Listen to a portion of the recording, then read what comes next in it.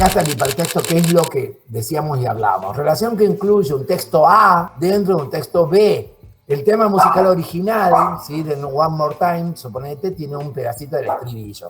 Yo tomo ese pedacito del estribillo y lo incluyo, sería un intertexto. Ahora, si yo reversiono la canción, reversiono con una nueva voz, con una instrumentación, yo lo que estoy haciendo es crear un hipertexto.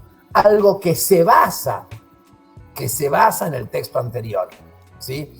Esto es muy común en música, ¿no? Es como el cover, ¿no? El famoso cover. Hay un montón de gente que hace cover. ¿Y qué hace? Toman un tema musical del pasado y lo traen a hoy con una nueva instrumentación, con un nuevo tiempo, que sea, pero todos reconocemos que es el tema ese, ¿entendido? Entonces, pero se manifiesta de una nueva manera, distinta a la que fue originalmente. No es que se toma literal ese pedacito y se incluye, sino que se reversiona. Por ejemplo, ¿vieron las películas que son todas Scary Movie? Bueno, Scary Movie era una burla de un montón de películas de terror de su época, ¿entendido? Que obviamente las originales eran de terror, eran películas para morirse de miedo. Scary Movie lo toma como en solfa y burlándose, y toma como pedacitos de distintas películas, hace como una melange rara y de cosas, pero con otros actores. Vos entendés la situación que hace referencia a tal película o tal otra, pero un nuevo contexto, con un nuevo uso, y no es un pedacito original de la película, sino que está reversionado, reactuado, reproducido, con otros actores, ¿entendido? Pero eso es un hipertexto. Otra forma de entender un hipertexto también es cuando hay distintos tipos de textos. Por ejemplo, una novela que después es llevada al cine.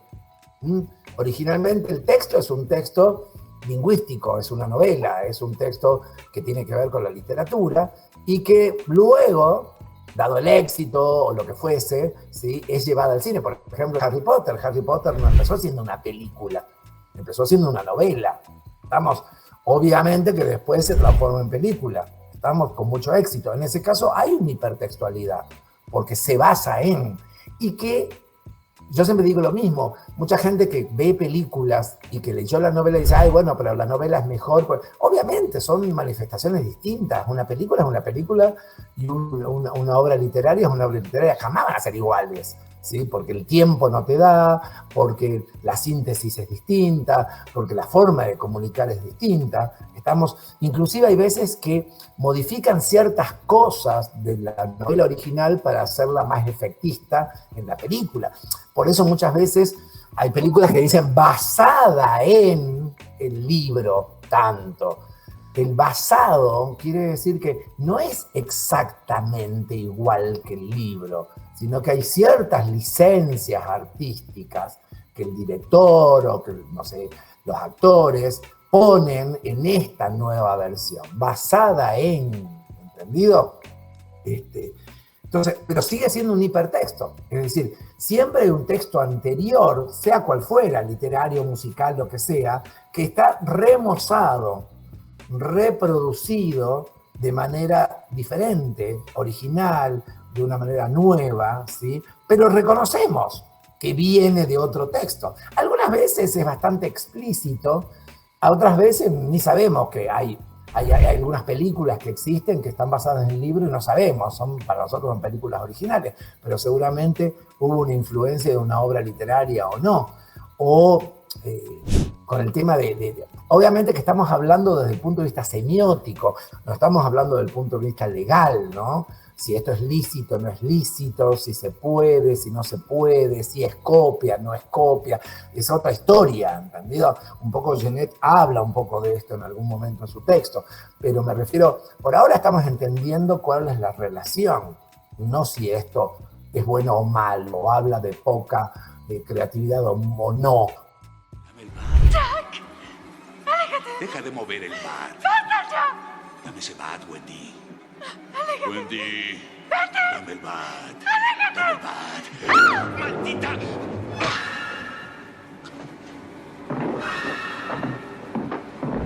¡Rompos en casa de todo loco! ¡No te me acerques, Homero! ¡Dame ese bat! ¡Dame ese bat! Dame ese bar, dame ese bar, dame ese bar, del bar, dámelo del bar.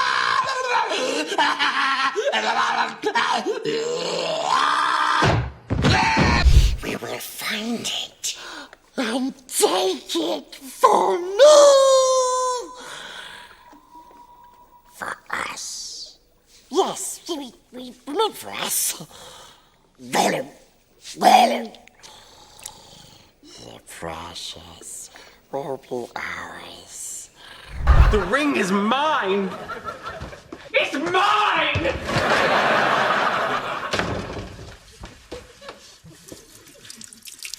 We're going to clean it up and make it pretty. My own, my love, my precious.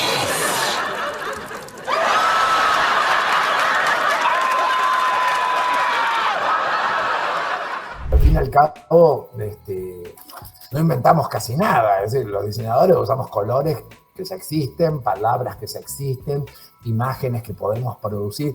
Lo que hacemos es conjugarlo de una manera nueva y original e innovadora, ¿entendido?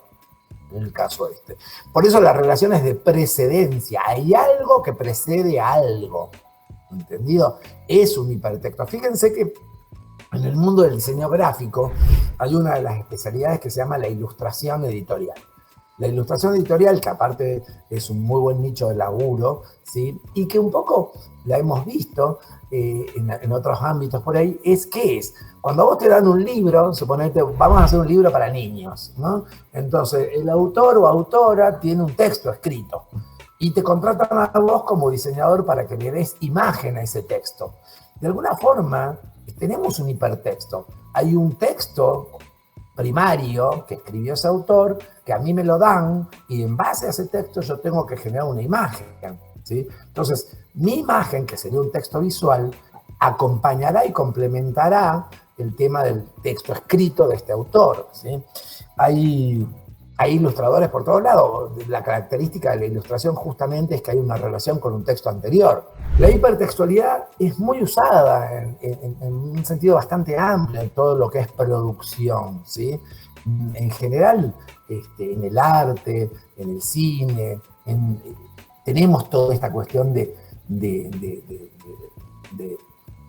utilizar cosas que históricamente fueron dándose y las reversionamos. También existen los derechos de autor, etcétera, etcétera. Pero sí, el otro día veía una película en Netflix, cuando fue el fin de semana largo, que se llama Éxodo, ¿no? Y cuando la empecé a ver, no sabía bien de qué se trataba, tenía una idea que era una historia bíblica. Cuando la empecé a ver dije, bueno, esto en realidad es la misma película de los 60, de los 10 mandamientos, pero versionada a hoy, con la tecnología de hoy. Era la historia de Moisés, ¿sí? Que a la vez es como un hipertexto de un hipertexto de un hipertexto. Tenemos la Biblia, que nos cuenta la historia de Moisés liberando al pueblo hebreo de la garra de los egipcios, que sería el texto original, ¿no? Donde la Biblia nos cuenta de este personaje y lo que hace.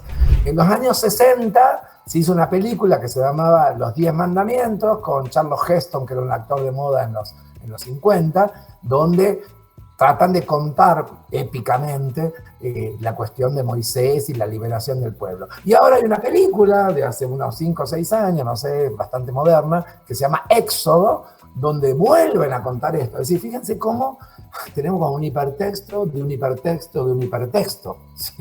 Genet escribió un libro sobre esto que se llama Palimpsestos, donde toma las 5 variedades hipertextuales y las desarrolla en profundidad. Yo les voy a poner después un link.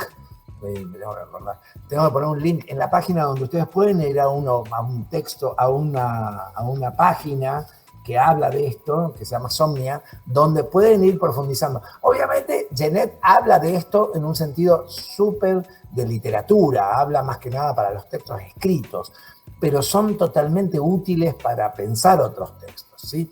Inclusive son útiles también, yo no sé si ustedes tienen materias como legislación o algo así, son útiles también para pensar respecto a las propiedades intelectuales, la creatividad, cuándo es plagio, copia, cuándo le debo algo a alguien o alguien me debe a mí, ¿entendido? Todas estas cuestiones, relaciones, también desde la parte legal o ética de la creatividad o de la creación, ¿entendido?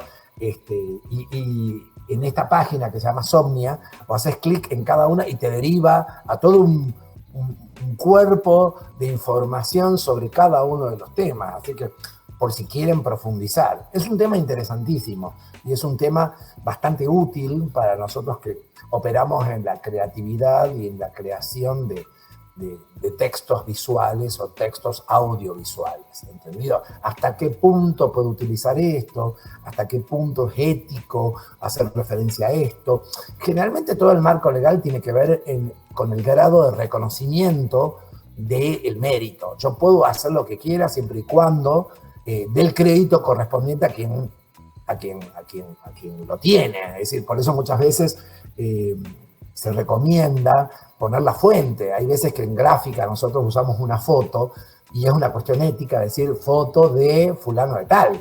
La estoy usando dentro de un cuerpo, una revista, un libro, pero está bueno mencionar quién es el que generó esta imagen, porque es quien tiene, digamos, el valor de haberla planificado, tomado y construido, ¿entendido? La parte legal siempre tiene que ver con eso, con reconocer ciertas influencias o ciertas cuestiones que si se hace explícitamente está todo bien, nadie te va a hacer un juicio sobre eso, pero hay que saberlo manejar, ¿sí?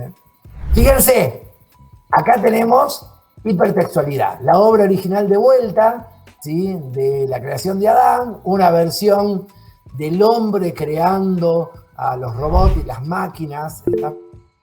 Me encanta porque atrás de Adán están toda la ciencia, ¿no? Da Vinci, Voltaire, ¿cómo se llama? Einstein, todos los científicos. En vez de ángeles, son científicos que ayudaron al desarrollo intelectual del ser humano. Me encantó esta imagen. Pero es un hipertexto. Yo puedo reconocer que hay una referencia a la creación de Adán de Miguel Ángel. ¿Estamos? Y acá tenemos otra referencia a la creación de Adán de Miguel Ángel, ¿no? La creación de Homero. Pero fíjense cómo hay una nueva versión, hay una nueva intención que hace referencia a ese texto visual que conocemos, que sabemos, que entendemos y puede llegar la gracia o no gracia de esta versión porque conocemos aquello, ¿entendido? Hay una referencia a aquello. Por eso, en la definición dice relación de precedencia.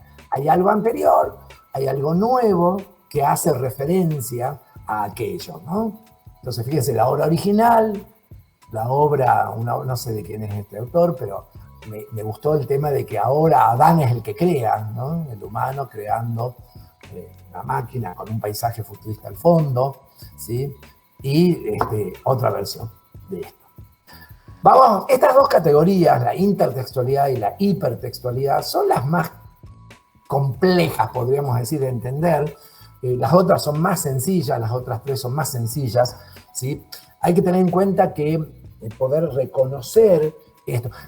Ayer alguien me decía, si yo dentro de una película utilizo un tema musical original, ¿no? Suponete que estoy hablando de una publicidad fílmica sobre, no sé, sobre bidomes, y utilizo una canción de amor de fondo, ¿qué sería? Y sería un intertexto, porque el tema es el original metido dentro de un texto audiovisual.